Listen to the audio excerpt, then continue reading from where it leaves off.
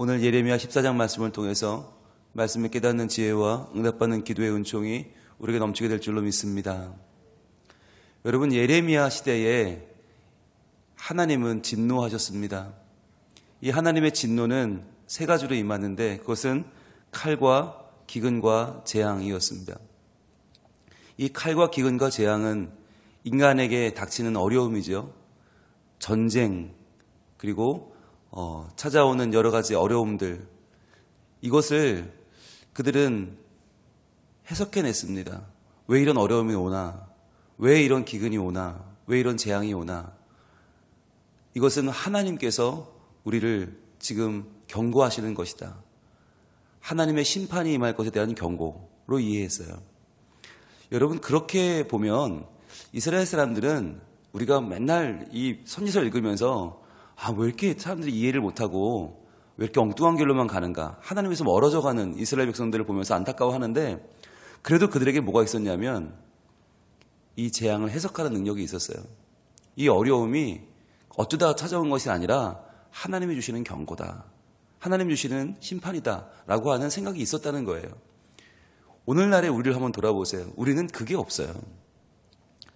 삶의 어려움을 만나도 이 어려움이 하나님께서 나를 돌아오라고 하시는 건지, 아니면 어쩌다 운이 없어서 어쩌다 보니까 사람 하나 잘못 만나서 이렇게 된 것인지 우리는 그걸 잘 깨닫지 못해요. 그래서 문제를 만났을 때 어떻게 대응하는가, 이게 중요하거든요. 오늘 이 예레미야 14장은 본격적인 예레미야의 탄식으로 이제 들어가는 입구입니다.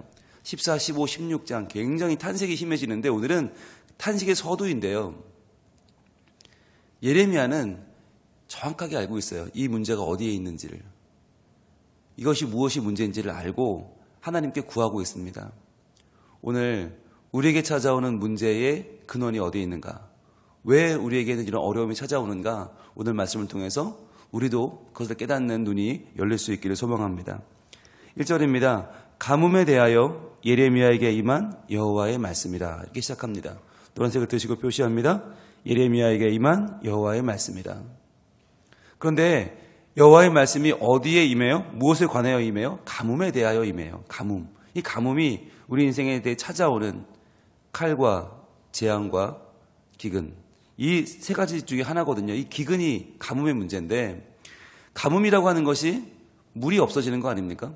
그런데 물이 없다고 하는 게 오늘날 우리 한국이 겪는 가뭄과 이스라엘의 가뭄은 차원이 다릅니다. 우리는 그래도 강이라는 게 있고요, 저수지라는 게 있어요. 기근이다, 재앙이다, 가뭄이다라는 얘기, 우리한테는 그 물이 좀 적다는 거예요. 강물이 좀 마르고 저수지 물이 좀 내려간다는 이야기지 없다는 이야기는 아니에요. 그런데 이스라엘은 어떤 나라냐? 여기서 말하는 가뭄은 정말 물이 하나도 없는 거예요. 물이 전혀 없는 거예요. 이 나라는 물을 저장할 수가 없는 나라예요. 땅이 물을 머금을 수가 없는 땅이에요. 하늘에서 비가 내리면 그냥 땅으로 스며들어 버리고 사라져 버려요. 그래서 이스라엘은 어떤 나라냐? 이른 비와 늦은 비가 내리지 않으면 농사를 지을 수 없는 나라. 철저하게 하나님만 바라봐야 되는 나라. 하늘만 바라보고 사는 나라가 이스라엘이에요. 그래서 가을에 씨를 뿌릴 때 이른 비가 내리지 않으면 파종을 할 수 없고, 겨울 지나 봄에 이제 이걸 거두어야 되는데 늦은 비가 내리지 않으면 여물질 않아서 추수를 할 수 없는 나라. 그래서 이른 비와 늦은 비를 하나님이 주시지 않으면 아무리 인간이 노력해도 하나도 거둘 수 없는 나라가 이스라엘이에요.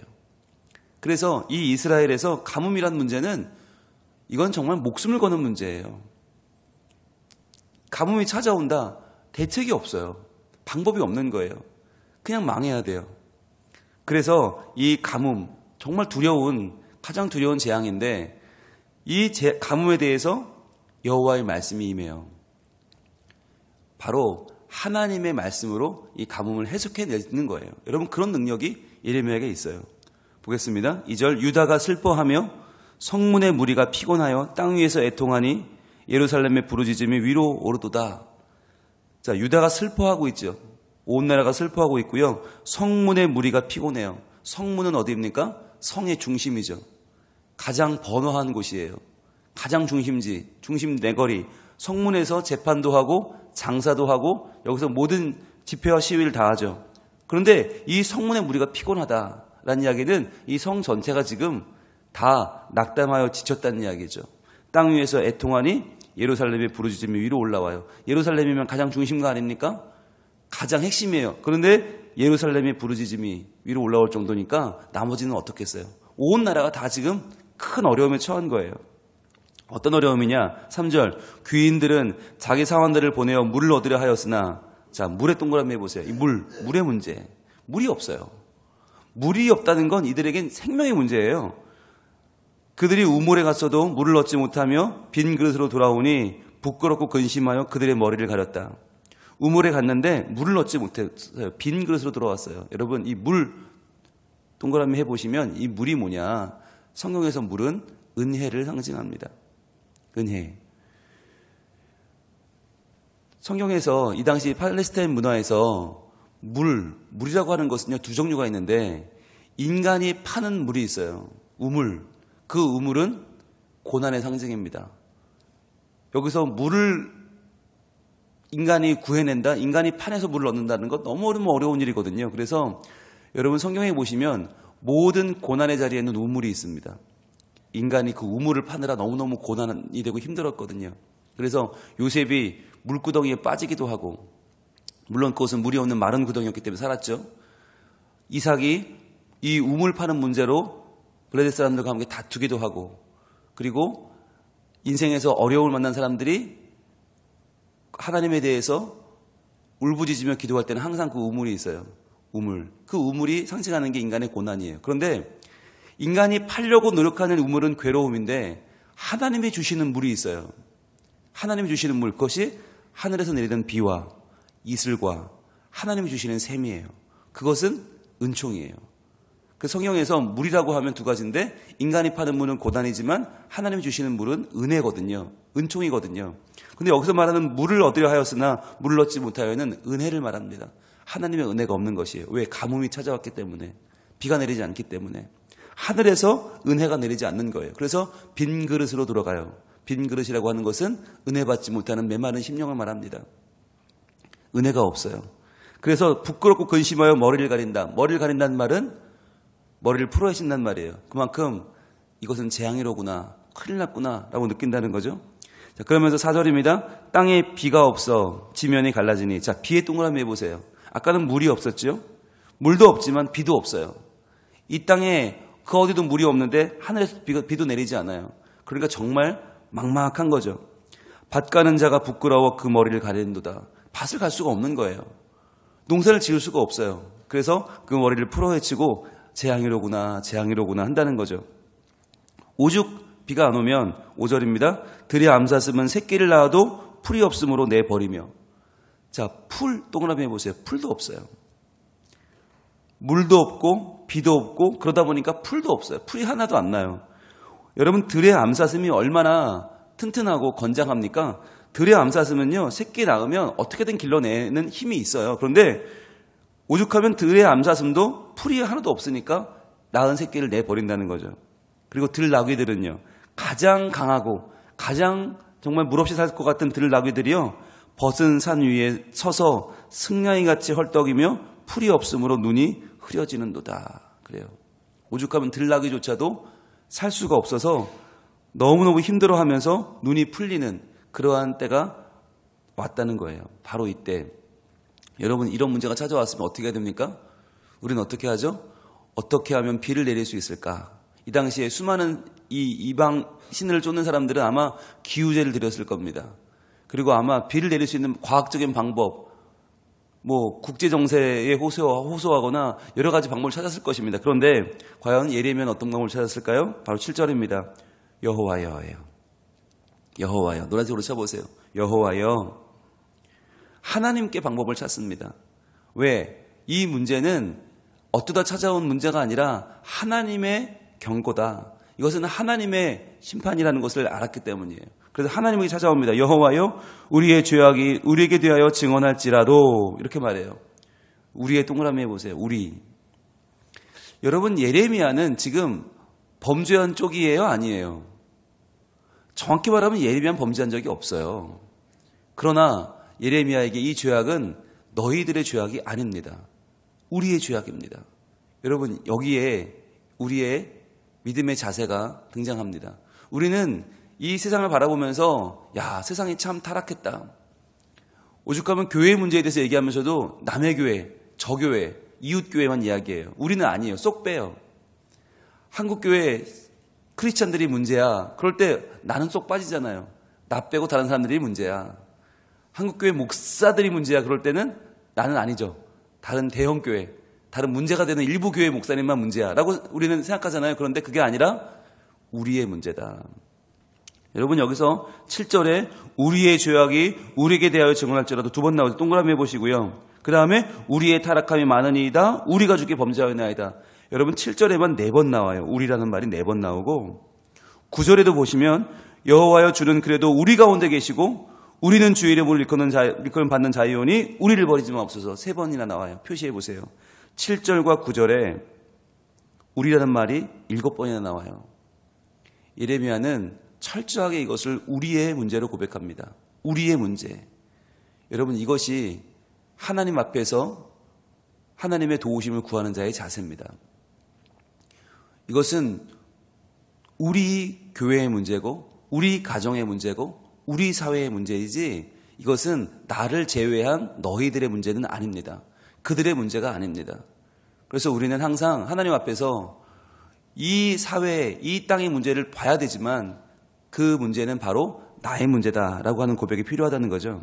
그래서 여호와여 우리의 죄악이 우리에 대하여 증거합니다. 이 말은 이것은 우리가 부인할 수 없는 분명한 죄악입니다라는 뜻이에요. 저희는 죄를 지었습니다. 하나님, 우리의 죄악 때문에 지금 이 문제가 찾아왔습니다 라고 하는 거죠. 그런데 뭐라고 해요? 그 다음 줄이 더 중요하죠. 주는 주의 이름을 위하여 일하소서. 노란색으로 쳐보세요.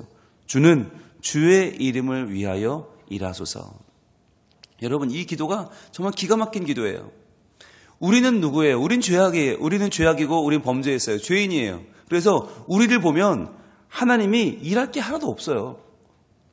우리는 하나님 보실 때 구해줄 가치가 없고 용서해줄 가치가 전혀 없어요. 그러나 무엇을 위하여 일해달라고요? 주의 이름을 위하여 일하소서. 주의 이름을 위하여. 주의 이름은 뭔데요?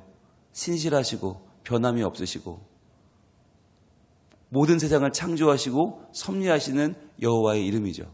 즉 주의 이름은 변치 않는단 말이에요. 변개가 없으시다. 어제나 오늘도 영원토록 변치 않으시는 하나님의 이름, 그 이름을 위하여 일해 주옵소서. 여러분, 이것이 우리의 기도의 내용이 되어야 됩니다. 우리는 그렇게 기도하잖아요. 하나님, 이번만 용서해 주시면 내가 잘할게요. 이제 앞으로 다시는 내가 하나님 실망시키지 않을 테니까 제발 저를 보시고 좀 도와주세요. 우린 그렇게 기도하거든요. 내가 중심이 되고 나를 좀 봐주시고 나를 하나님 좀. 여러분, 내가 무슨 힘이 있습니까? 내가 무슨 새로워질 수 있는 힘이 있고 내가 뭘 바꿀 수 있어요? 아무것도 없어요. 아무것도 못해요. 그런데 우리는 그러한 나를 봐달라고 이야기해요. 여러분, 그것은 우리가 새로워질 수 있는 근거가 아닙니다. 우리가 기도할 때 무엇을 의지해야 됩니까? 하나님의 이름이에요. 주의 이름이에요. 주의 거룩하신 이름을 의지해서 기도하는 거예요. 우리가 이번만 용서해 주시면 좀 나아지겠습니다. 조금 더 하나님께 잘하겠습니다. 뭘 봐서요? 누가 그것을 보고 그 근거가 됩니까? 그것은 담보가 될 수 없어요. 우리가 의지해야 될 것은 오직 하나입니다. 여호와의 이름이에요. 하나님의 이름을 위하여 일하여 주시옵소서. 변치 않는 주의 이름을 위해서. 여러분, 이것이 우리의 기도의 내용입니다. 우리는 왜 어떤데요? 우리는 타락함이 많으니이다. 우리가 주께 범죄하였나이다. 여기서 말하는 여러분 타락이라고 하는 말이 굉장히 추상적이잖아요. 이 타락을 다른 성경을 보니까 배역이라고 표현했어요. 배교, 하나님을 이제 떠나버리고 믿지 않는 것. 배역이 뭐냐면 영어 성경을 보니까 백슬라이딩이에요. 백슬라이딩. 뒤로 넘어지는 거예요. 우리의 신앙은 앞으로 나가야 되는데 그게 아니라 뒤로 넘어지는 신앙. 그러니까 넘어질지라도 하나님께로 나가지 않는 거예요. 뒤로 계속 넘어지는 거예요. 이게 배역이에요. 하나님을 믿지 않고 하나님을 계속해서 도망치고 하나님에게서 멀어지고자 하는 것, 뒤로 넘어지는 백슬라이딩, 배역이에요. 이것이 많은 이이다라고 하는 말은 점점 더 많아집니다는 뜻이에요. 점점 더 많아집니다. 우리가 하나님을 점점 더 멀리하고 점점 더 떠나고 하나님을 점점 더 외면하고 있습니다. 우리가 주께 범죄하였나이다. 여러분, 이것은요, 이 타락함과 범죄는 하나님을 믿지 않는 사람들 얘기가 아니에요. 하나님을 믿는 사람, 성도의 문제예요. 성도가 하나님을 멀리하는 것, 성도가 하나님을 떠나려고 하는 것, 그것이 오늘 말하는 타락함과 범죄입니다. 우리가 하나님을 압니다. 우리는 하나님을 믿습니다. 그것이 우리에게는 자부심이고 우리에게는 그것이 기쁨이죠. 그러나 하나님을 아는 자들이 범죄할 수 있다는 거예요. 하나님을 떠날 수 있다. 하나님을 멀리할 수 있다. 그것을 하나님이 얼마나 가슴 아파하실까요? 자, 이것을 고백하는 이 예레미야의 마음이 어떨까요? 하나님, 우리가 죄악을 범했고 우리가 타락함이 많습니다. 그러나 하나님은 하나님의 이름으로 일하여 주기를 원합니다. 그러면서 이렇게 말해요. 그 하나님이 누구냐? 그 하나님 이름이 뭐냐? 바로 8절입니다. 이스라엘의 소망이시요 고난당한 때의 구원자시여. 노란색으로 쫙 닫혀보세요. 하나님은 누구십니까? 이렇게 범죄한 이스라엘의 소망이 되십니다. 우리의 소망은 하나님이십니다. 게다가 고난당한 때의 구원자이십니다. 여러분, 구원자는 언제 필요해요? 고난당할 때 필요해요. 즉 하나님 우리의 구원자시죠. 우리가 고난을 당하는 바로 이때가 하나님이 필요한 때입니다. 소망은 언제 필요합니까? 소망이 사라졌을 때 필요합니다. 이스라엘의 소망이신 하나님이요, 우리가 소망이 없습니다. 제발 도와주세요 라고 하는 기도입니다. 여러분, 이것이 고난 때에 빛나는 기도예요. 고난 때에는 우리는 뭐만 부르나요? 고난만 봐요. 너무 힘드니까 하나님 괴로워요, 힘들어요, 괴로워요, 죽겠어요. 우리는 문제만 바라보는데 그게 아니라 그 문제의 순간에 누굴 바라봅니까? 이스라엘의 소망을 바라봐야 되고요. 고난당한 때에 구원자를 바라보는 거예요. 하나님, 우리의 소망이시여. 하나님, 우리의 구원자이시여. 그 하나님을 바라보는 것, 그 하나님을 부를 줄 아는 것이 믿음이고 신앙입니다. 그러면서 이제 예레미야는 하나님께 우리를 도와주실 것을 설득합니다. 어찌하여 이 땅에서 거류하는 자 같이 하룻밤을 유숙하는 나그네 같이 하시나이까. 여러분, 이 땅에 거주하는 사람들은 변덕이 심합니다. 마음이 계속 바뀝니다. 하룻밤 유숙하는 나그네, 또 볼 사람이 아니에요. 그럼 그 사람 마음이 얼마나 가볍게 왔다 갔다 하겠어요? 오늘 보고 말 건데. 하나님 그렇게 하지 말아달라는 호소인 거죠. 하나님 그렇게 하지 마시고 9절입니다. 어찌하여 놀란 자 같으시며 구원하지 못하는 용사 같으시니까.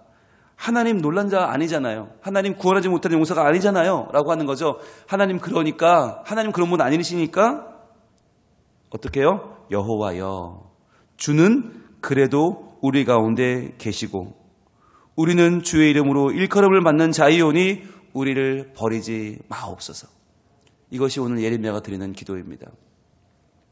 여호와여, 주는 그래도 우리 가운데 계시고 우리 가운데 계시는 분 아닙니까? 하나님 저 멀리 계시는 분 아니고요. 하나님은 우리 가운데 계시지 않습니까?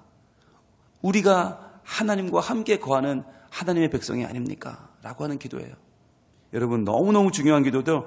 주는 그래도 우리 가운데 계시고 우리는 누굽니까? 주의 이름으로 일컬음을 받는 자이오니, 주의 이름으로 일컬음 받는 자, 즉 저 사람들은 하나님 백성이야. 여호와 하나님이 지키시는 백성이야. 저들은 하나님의 자녀야 라고 주의 이름으로 일컬음을 받는 자가 바로 우리들 아닙니까? 그러니까 어떻게 달라는 거예요? 우리를 버리지 마옵소서. 우리를 구원하여 주옵소서. 죄악 가운데 있지만 그러나 끝까지 하나님을 바라보고 소망을 버리지 않고 주님께 구하고 있는 이 기도가 오늘 예레미야의 기도입니다. 여러분, 우리에게 문제가 찾아올 때 그 문제가 우리의 죄악 때문인 것을 알아채는 것은 아주 지식입니다. 그것은 지식이에요. 그러나 거기서 멈추면 안 되고, 그렇기 때문에 범죄했지만, 내가 잘못했지만, 그러나 하나님을 의지하고 그를 바라보는 것은 지혜입니다. 우리는 내 잘못을 아는 것으로 끝나려고 하는 경향이 있어요. 그래, 내가 잘못해서 그렇지 뭐. 그래, 내 인생이 그렇지. 여러분, 포기하면 안 돼요. 나는 나를 포기해도 하나님 날 포기하지 않으십니다. 나는 나를 어찌할 수 없지만 하나님은 나를 충분히 변화시킬 수 있습니다. 왜냐하면 하나님은 여호와, 우리 가운데 계신 하나님이시고 주의 이름으로 일컬음을 받는 우리를 버리지 않으시기 때문입니다. 우리를 버리지 마옵소서. 여러분, 다시 한번 이 아침에 우리가 하나님께 기도할 수 있기를 원합니다. 하나님, 우리는 말씀을 받아도 그 말씀을 금방 잊어버리고, 기도한다고 하지만 나를 위해서만 기도하고, 예배한다고 하지만 그 예배는 나의 마음을 흡족하게 하려는, 내가 기쁘고 내가 은혜 받으려는 예배가 아닙니까? 그러나 하나님, 그러한 중에 있지만 우리는 하나님의 백성입니다. 하나님, 나를 도와주세요. 하나님, 저의 모든 연약함과 부족함을 아시는 하나님께서 저를 제발 선한 곳으로 하나님의 정의와 공의를 행하는 하나님 백성으로 인도하여 주시기를 원합니다. 오늘 이 아침에 간절히 기도할 때 하나님이 들으시고 주의 이름을 위하여 일하셔서 우리 가운데 하나님의 구원을 행하시고 하나님의 은총을 더하셔서 오늘 하루도 범죄했으나 그러나 하나님께 돌아와 하나님을 붙잡고 주의 이름으로 힘을 얻는 복된 한 날이 될 줄로 믿습니다. 기도하겠습니다. 하나님, 우리가 범죄했습니다. 우리가 하나님을 배교하고 버리고 점점 뒷걸음을 치고 내 욕심을 위하여 하나님을 이용하고자 했습니다.